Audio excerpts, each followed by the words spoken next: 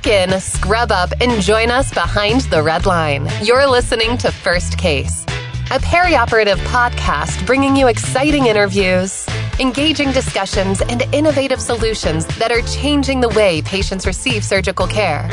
Each episode, we talk to frontline staff, perioperative leadership, and nursing entrepreneurs from across the country as they share their stories, experience, and expertise on the industry we love. From the back table to the boardroom, from wheels in to wheels out, we tackle the real-life issues affecting the OR. Whether you're tuning in for surgical service education or inspiration, we're glad you're here. And now, it's time to roll back and start the first case.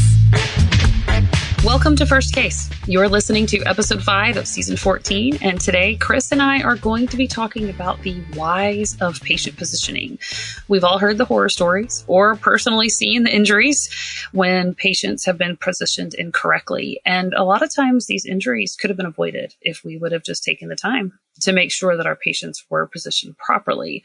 And Chris, I know that you've seen your fair share of positioning injuries, right?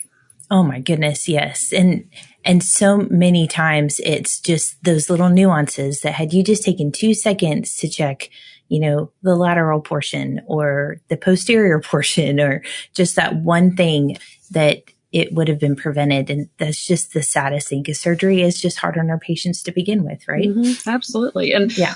Another thing too that I think does come with experience and it comes with time and understanding your procedures is knowing what's going to happen to the bed during the case. So like my patient might look okay supine, but I know that during the case, the surgeon's going to sit the patient up. Like if we're doing a breast aug, right? He's going to sit the patient up to make sure that everything looks right. Or maybe he's going to adjust the bed for a different reason based on the procedure. So what are my patient's legs going to do when that happens? What are their arms going to do? What's going to happen to their body when that bed moves? And so being able to think 3 steps out.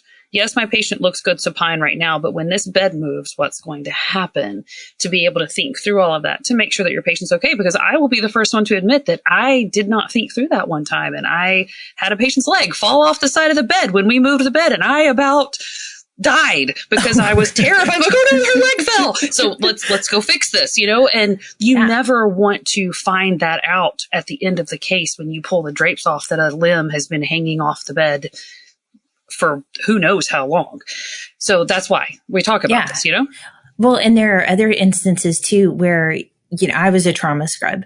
And so the surgery changes as we get into the anatomy and we find out what's wrong. And something that always, I think about now that I had experience was the different instrumentation that we use. Mm-hmm. So one of the things that we use the most is a thing called a Bookwalter. Yep. And it's this huge self-retaining abdominal retractor, but part of it attaches itself to the bed. And so when you have to think about the fact that there's fatigue on the, by the operative team as we kind of lean-ish on the patient. And then there's all this heavy instrumentation and, you work in orthopedics, you know how heavy that instrumentation is. And all of that stuff weighs not just on the anatomy that we're operating on internally, but on the skin and pressure points on the patient externally. And we have to keep all of that in mind. And when that patient is draped out and you just have your incision and you're so hyper focused, it's really easy to not think about what you're doing to their limbs and all of those different areas. And so, it's a lot to keep in your head. It is a lot to keep in your head. And you bring up a really good point too, because I know in orthopedics, we're doing total joints. And if you're the person holding the retractor up close to the patient's arm, it's really tempting to lean into that arm board just a little bit to give you some support, right? Well, if I back my backside up into that patient's arm board, what am I doing to their arm? Am I putting pressure on their arm? Or think about the Mayo. With the Mayo is over the table and we raise the bed. Are we suddenly putting pressure on the patient from the Mayo? I would hope not. I've had residents time and time again that I've had to remind, Blue does not make this a table. There's still a patient under there. You need to get off. Like, because it's a natural tendency, like you talk about fatigue, right? To kind of lean in, to rest, to maybe put pressure where we're not thinking about it. And then suddenly we've also, unintentionally for sure, risked injury to our patients because we just weren't thinking because, the drapes cover it up. Suddenly all we see is the incision and we forget about what's underneath the drapes, Right. That there are other parts to that patient. Yeah. Right. So, oh my gosh. Well, I get to ask you questions today. So I'm really excited about this. I think there's a lot of terminology that we use in the operating room, that becomes our daily vernacular. And our patients, I think the first position that we kind of wanted to talk about was supine. Right. Mm-hmm. And our patients think that, all the surgery that we do, it happens laying on their back. Right. Right. Because that's the position that we put them to sleep in 9 times out of 10. But supine means that they're laying on their back, right? Stomach up. Most of the time it's how we sleep. Right.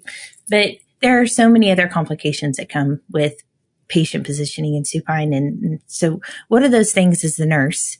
Because you typically lead positioning for patients outside of anesthesia. But what are those considerations that you look for when we're positioning a patient in supine?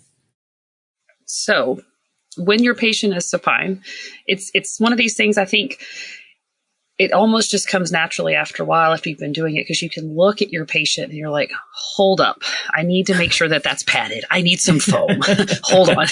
But from the simplest part of we get the patient on the bed, and one of the very first things I do when I get my patient on the bed is put a pillow under their knees. Why do we put a pillow under their knees?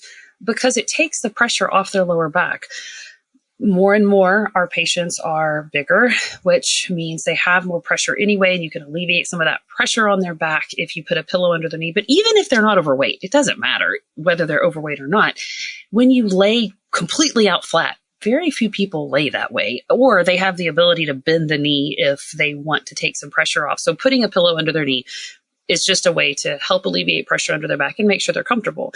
And you want to ask your patient before you put them to sleep, are you comfortable? Does anything hurt? Is there anything that needs to be readjusted, right? That's one of the beautiful things that I like about the times that we can position our patients before they go to sleep, because we can get a lot of their input and maybe move a shoulder or move an arm or do whatever. But when we're just talking about supine position, it's really a good idea to put something under their knees, support their knees, get the pressure off their back to help them be comfortable. But then when we lift up their knees, what does that do to their heels? What does that do to their feet? Well, now we need to make sure that we're floating those heels, right?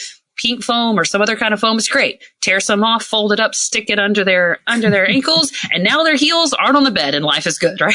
Yeah. So, but all of it kind of flows successively. So if everything's flowing, so I've got my pillow under my knees, I've got those heels floating, and now I'm going to put a blanket over the patient, right? I want to cover them up, give them some covers. And then I pay attention to that blanket. What is that sheet and blanket and how many blankets I've put on them done to their feet? Are their feet flexed too far down? Are they pointing? Have I put too much weight over their feet? Because that too much pressure, prolonged pressure on their feet can also cause a nerve injury. So we need to make sure the blankets are loose on their feet, that their feet are in their normal, natural resting position, that everything is padded appropriately. And then once that blanket goes on, you might be using a lower body bear hugger first. You might have blankets on there, depending on what you're using. And then we put that safety strap on where it needs to go on the thighs. The AORN guideline on patient positioning tells us to make sure it's a couple inches above the knee. We don't want the safety strap to go across the knees. So put it actually on the thighs and secure it, that safety strap on the bed where it's not going to slide off. You actually put it through the rungs that have the posts in on each end. Yes. Each end. Yeah. Absolutely. So and that's just the legs down when you're talking about supine position. And then you have to think too, are we putting a footboard on there? Are we going to be doing anything else with our patient? And we need to make sure that everything that we're doing, we're padding and measuring pressure and looking at things appropriately. But if we move farther north up the patient's body, my personal preference, and with anesthesia, sometimes they may dictate this differently. So I will say that this is a preference of mine and it is not standard across the board. However, when I have my patient on the table in the room, I don't want to increase their anxiety while they're going to sleep. And one thing that will make their anxiety go through the roof, as in my experience, has been to go ahead and grab their arms and start tying them down to the arm boards before they go to sleep, and suddenly they can't move their arms. Now, the caveat to that is if you do have a patient who's had a shoulder injury, has a shoulder problem or a complaint, and you want to position them before they go to sleep to make sure they're not hurting, by all means. But we talk about that ahead of time and let them know we're going to do this now so that we can get your input to make sure we don't hurt your arm. But in general, most of the patients are going to be more comfortable if they can just cuddle up under their blankets and go to sleep. And then once they're asleep, then we'll pull their arms out. We'll put them on the arm board, secure them down, and make sure that they are padded appropriately, because then they're not asleep. They're already asleep and not aware of everything that we're doing to them. Because, I mean, think about it. If I took your arms while you're laying there and pinned them down. I'm already cold. I'm already naked. You know, you didn't even take me to dinner first. Exactly. Like, this is not a good situation. Yeah. So, you know what else that kills me? Just a personal caveat, another soapbox, is when I watch people put the grounding pad on a patient while they're still awake and they don't say anything. No. Like, it's freezing cold and you're slapping something on my butt and you didn't even, you know, I cannot stand it. Or when you're doing it and the patient isn't fully under. Right. And, you know, it drives me absolutely crazy. I'm like, don't do that. I always give a warning, but that's something too that I've noticed recently at the facility where I've worked is just, it's driven by a desire to help, to get the patient positioned, to, you know, go more quickly. Sure. And anesthesia does not stop them. Where I came before, we didn't do anything until anesthesia had the patient asleep, and rightfully so, because you don't want to cause any overstimulation. You don't want to cause a problem. We are focused on the airway. When that airway is secure, then we can work. Where I currently am, there's a little bit more flexibility, a little bit more y'all do your thing. And if I need you to stop, I'll tell you to stop. But that's also led to doing some things to the patient while they're still awake that I feel is better left until they're asleep. And so when we do get those patients' arms out on the arm boards, we don't need them jacked all the way out so they're as super straight as possible. I mean, a natural bend to the shoulders, that natural flow, something that looks normal. Their shoulders aren't elevated. Nothing's out of position. But then you're going to pad those elbows. You're going to pad your wrist, looking at where the arms are on the arm boards, covering with your blanket or your bear hugger, then using your safety strap. Your safety strap doesn't need to crank it down so tight that arm's never going to move, because that's too tight and we might cause a nerve injury. So just enough to hold the arm in place. But those are all the things that you pay attention to. And then obviously you are supine, but you still have the neck and the head. And yes, anesthesia is there for sure. But do you have a foam pillow that you're using that's contoured to the neck and head? Or are you using a regular pillow? Whatever you might be using, you still need to make sure that the patient's neck is supported, it's neutral, and it is properly positioned. And that's kind of just the basics. And once again, what are we going to do to that patient during the surgery? Are we going to sit them up later because we need to look at something, like I said, with plastics? Are we going to put a footboard on the patient because we're doing a general case where we need that footboard and don't want them to slide down the bed? Well, if I don't want them to slide down the bed, then I need something to stop it. need something to stop them. But I also need to make sure, because gravity naturally, that patient will move some. What's going to happen when they move is everything padded and secure appropriately so that maybe the outside doesn't slide, but the inside does, or, you know, vice versa. So just a lot to look at when you're thinking about supine position. And I think we take it for granted because it is the most common surgical position. It's the one we use the most. And yet there's a lot that goes into it. And there's so many variations to it. Oh my gosh, yeah. Yeah, so many variations. Are we going to tuck the arms? Are they going to be on arm boards? Is one arm tucked? Is one arm out? I mean, there is a huge variation to the way that we position supine, and different things change based on the procedure. But what doesn't change is that we have to pay attention to every part of the body, every limb, even the pressure points on their back. You might have the gel pad on the bed, sure, and that's designed to relieve some of that pressure, but depending on how long that surgery is going to be, they might need a Mepilex or something on their sacrum. They might need more than just what the gel pad on the bed can provide. And we need to think through all of that as we are positioning our patient as well. Yeah. So let's flip them over. Why don't we? So we just did this yesterday in a case, and they gave me a hard time because, well, okay. So without revealing too much information, this patient had been in a terrible injury at work and had been pinned by a forklift, just damaged his arm really badly. And we were doing an ORIF of his humerus. So we had to go prone though, because what needed to be fixed at this particular surgery, the poor guy had to be prone to have that fixed. Yay, right? Everybody wants to go prone anyway. But then when you have this bandaged arm that's very delicate, we don't want to turn them over. Yeah. And yet we had to. So me and one other nurse, actually, when we went to turn him prone, we actually got up onto the bed to make sure we slowly grabbed those sheets and really gently flipped him over. And he, went safely into the arms of the nice, big, strong charge nurse guy that we have who can catch him. Thank God. Everybody should have one of those at their facility. Yeah. But the very next thing I did, because I was not at the head, I was at the pelvis when we turned him prone. The very next thing I did was do a jump check. And I know that sounds crude to say it that way, but I might not have that genitalia, but I know good and well that I would not want to wake up with something necrotic or swollen or anything else because it was pinned. And sure enough, when we turned him, they had put gel pads in to help support him when they rolled him over because he had a larger abdomen. And so they wanted some more support. But when we turned him, his genitals were on that gel pad. And I'm like, no, this isn't going to work. We need to hang. No. We need some freedom here. No. And at first they gave me a hard time for being so thorough. And I'm like, if this was yours, you would want me to be as thorough as I am with him because this is part of his body that we need to make sure is safe. And we're going to be here for a while. So we need to make sure that nothing is a problem. And you have actually seen injuries like that before, right? Oh my goodness. And the unfortunate thing is that no one caught it until after the drapes were off. Oh my gosh, what happened? Yeah. So we had a gentleman, and this is a long time ago, but we had a gentleman that was on the table and, we put him in supine, but we are constantly having to move them on the table. And this particular gentleman needed to go lower on the table. And when they did, his scrotum got caught underneath him. Oh. And so no one caught that until after, of course, we're taking the drapes off and we're having to clean them up. And you look, and they are quite engorged. Oh. They are already turning colors. And you can tell that this gentleman's going to have a lot of pain for a long time after it. And what's awful is that, there's paperwork that comes after this, and you're going to have to explain this to him, and it's preventable. Mm-hmm.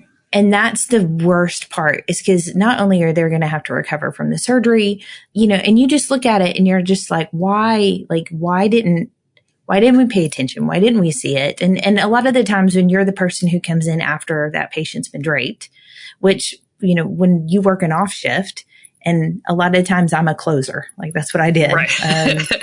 You can't take you take responsibility for what happened before you, and it's frustrating. Yeah, no, absolutely. Yeah. And it's frustrating. And I would imagine it is in any position that you do, because you do have helpers, right? You've mentioned how many of us time is money, and we're trying to be efficient, and anesthesia is doing their job, nursing's doing theirs. Everybody is touching this patient all at once, and you're all trying to do what you think is right. But at the end of the day, somebody needs to have a once over on that patient once they're in the position that we think they need to be in, and do, a full body check. No, absolutely. And then be the person that says, okay, yes, it's a go. Now let's prep and drape. Yeah. And I really do think that responsibility falls to the circulating nurse, because we're the ones documenting all of that positioning. We are the ones putting our name and our license on that chart that says, yes, I checked this. This was right. This is correct. This is good. Of course, everybody else in the OR is as much invested and very concerned to make sure that our patients get positioned, and they're there to help. I have medical students and residents who come in and help. The surgical tech who isn't scrubbed in is going to help. Bless them. I know, right? I want the residents and medical students to help, because this is where they learn. And I have walked them through things they have done wrong time and politely. I'm not mean, I promise. But no, that it really needs to be this way, and here's why. And so that does help to teach them so that they know for next time. But ultimately, when it all comes down to it, you might not want to hurt somebody's feelings because they think you're going behind them and checking them and you don't trust them. It's not that I don't trust you. It's really not. It's that I need to make sure when I document that I know what I'm documenting and I've got all the information there. And think about too, with prone, we talked a lot about the male genitals, because that is something that is of concern, but also female breasts or anybody with large breast tissue. Those can be as injured. You can have necrotic nipples. You can have loss of blood flow, all of these things to the nipples. And so the breasts have to be checked to make sure that nothing is pinned, nothing is what's the word I'm looking for? torsion. Yeah, nothing's twisted. Nothing's out of place. Everything is as natural as it can be. Obviously, we are prone and they are upside down. So things are going to be compressed maybe a little bit just because they're laying on their stomach. But to every degree that we can, especially women that have larger breasts anyway, we have to check those nipples. We have to make sure they're not pinned down, that they are as free as possible. Right. And everything is as good as it can be. And now if you're using something like a Wilson frame, you also need to pay attention to the edges of that Wilson frame. How big is your patient? Is anything cutting into their skin?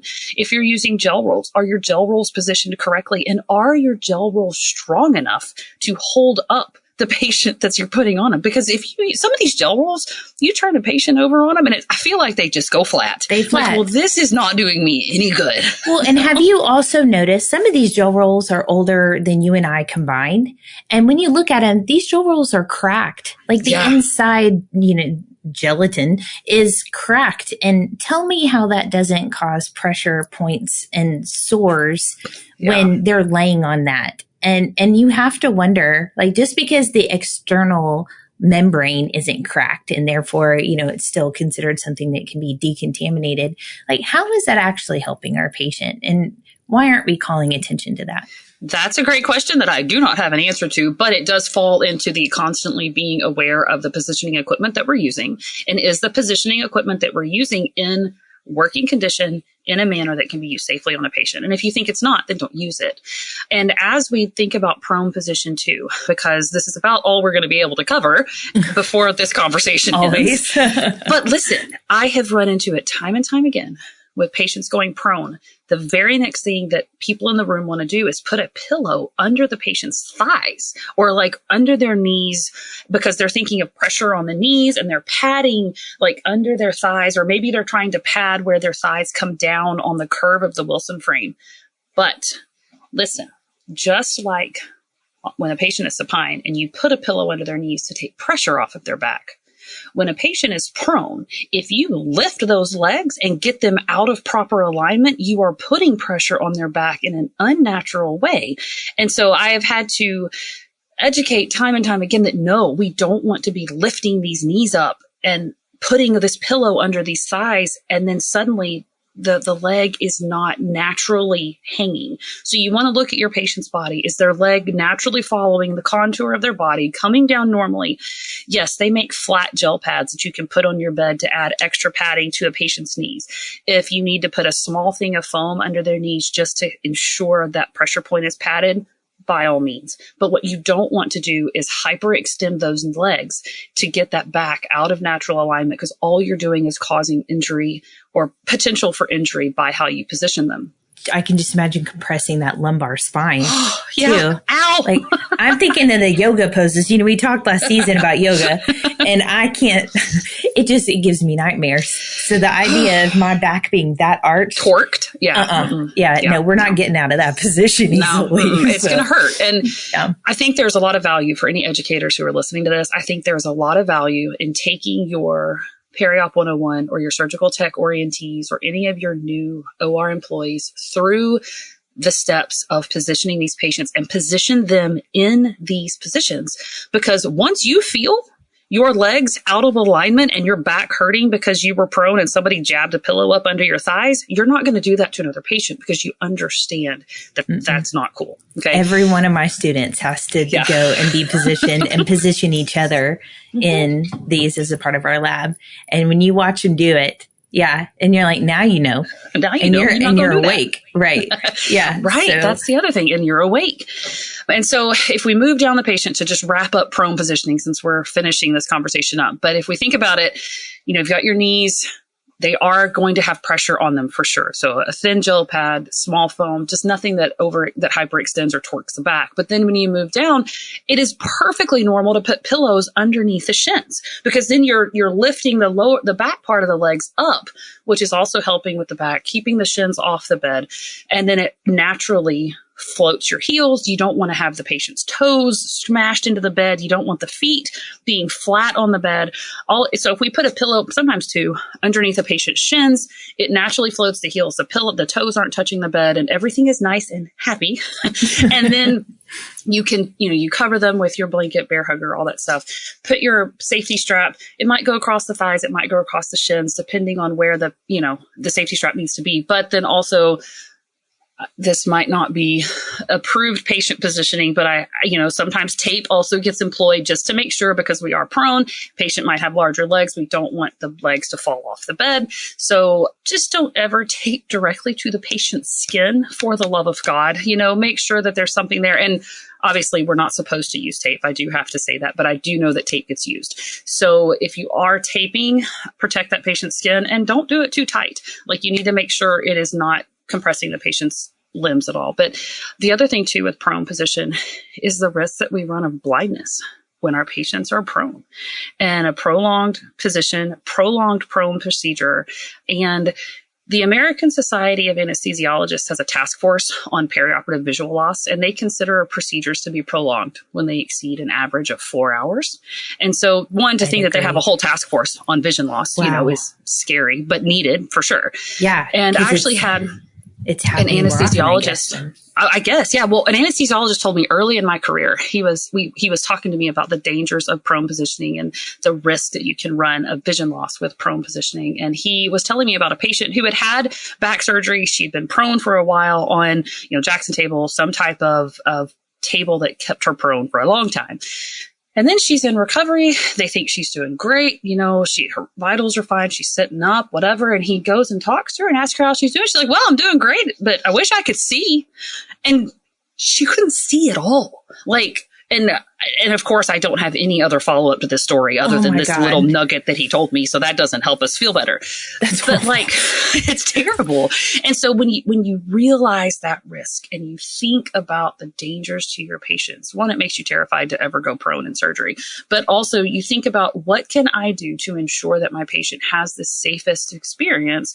Then you're going to check their neck. You're going to make sure everything is positioned as neutrally, naturally as possible, that we're using the positioning devices that are actually made for prone procedures, because those are designed to hold your head in a neutral position, to make sure that everything is as natural as possible.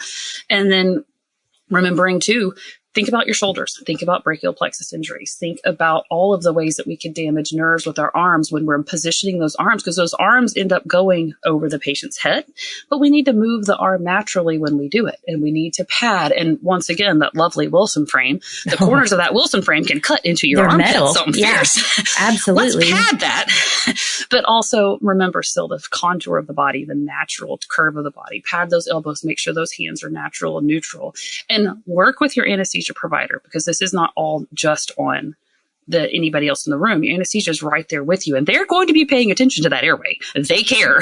Absolutely. But work with them, and don't be afraid if you see something that you think needs to be padded, to be like, hey, I think maybe we should pad this, or do you think this would be a little bit better if this was a little bit more this way, or whatever. There's nice ways of saying things where people don't think that you're stepping on their toes, but just to work as a team, because ultimately you have that same goal to make sure that your patient is going to have a safe procedure. And that starts with a safe position. Well, and I think your H&P too, in that discussion you have that patient prior to, because I have a family member that, number one, has a glass eye, and number two, has had multiple levels of fusion and caged. And so all of those things, whether they've had a total joint or, different prior surgical procedures that cause things not to move normally, all of those things have to play into what positions you can put them into, because when you're asleep, your body is relaxed because of the medications we give you, and your muscles don't, stop movement that would have hurt. And so you have to pay attention to all of that. And so, just because it will move because we've given them a muscle relaxer doesn't mean that it should have, right? Right. And that you're right. It goes back to that patient assessment, that patient interview, finding out if they have stiffness or weakness or something that is more tender, so that when you position them, you communicate that with everybody in the room who's helping you position, so that everyone knows. And we're going to take it slow. We're going to do it gently. And if for some reason we can't get something to move, we're not going to force it to move. That's true. Unless we're doing a manipulation under anesthesia, but that's not what we're talking about today. That wasn't why we were there. Yeah. That's not why we were there. So we're not going to force it. And then that's going to lead to a discussion with the surgeon. Hey, this isn't working. We can't make this happen. What do you want us to do? And so but that goes to communication, advocating for your patient, and making sure that everyone understands what we're working with and the needs of that particular patient, and not just looking at it as just when we're checking the block to get done, but this patient, what do they need and how can we give them a safe procedure? Yeah.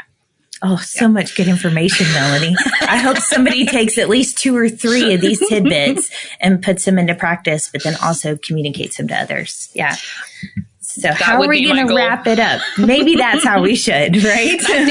That's it. I think that's how we wrap it up. I know that we only talked about supine and prone, but those are very common ones that we see all the time. And they just have a lot that go with them. And I don't think we really often think about all the details with both of those positions. But we are going to be talking about another position. We saved it for next week. More to come. There is more to come. David Gomez will be with us next week, and he's going to be talking all about Trendelenburg position. So we will go into the details of that position later. But I mean, Chris, it's a good conversation to have, and one that we need to talk about, because patient positioning is the first thing we do when we get in the room. Yeah, absolutely. And even though, once that patient has been intubated, time starts to fly, right? Mm-hmm. I mean, time's of the essence, and we go, but we have to take a deep breath, and we have to make sure that everything that we did as a team has been looked at, and that there is that lead point. And I agree, it should be the circulating nurse that, takes that once over, make sure everything has been done. All the patient 360 degrees has been looked at, and we've padded and taken, proactive steps to make sure that that patient is in as natural a position as they can be. And then I think we end it with making sure that once the patient surgery is over, that we put them onto their recovery bed in as natural position as we can as well. So, start and finish in the best way. Absolutely. I could not have said it better myself. That puts a perfect bow on this conversation. So thank you all for tuning in today. On behalf of Chris, myself, and our whole team, thanks for listening to this week's episode of First Case. Thank you for listening to this week's episode of First Case. As a reminder, you can help support us by subscribing to First Case on your favorite podcast app, or by downloading the smartphone app on iPhone or Android. Simply search for First Case in the App Store or Google Play. The best thing about downloading the smartphone app is that you can access bonus content for certain episodes and view episodes in certain categories, like articles on the go and vendor spotlights. Are you following us on LinkedIn or Facebook yet? If you are and you love an episode or post, then let your social network know about it. Like, comment, or share our posts along with your thoughts, and keep the conversation going. If you have any topics or guests that you would like to recommend for a future episode, just send us an email to info@firstcasemedia.com. We look forward to hearing from you.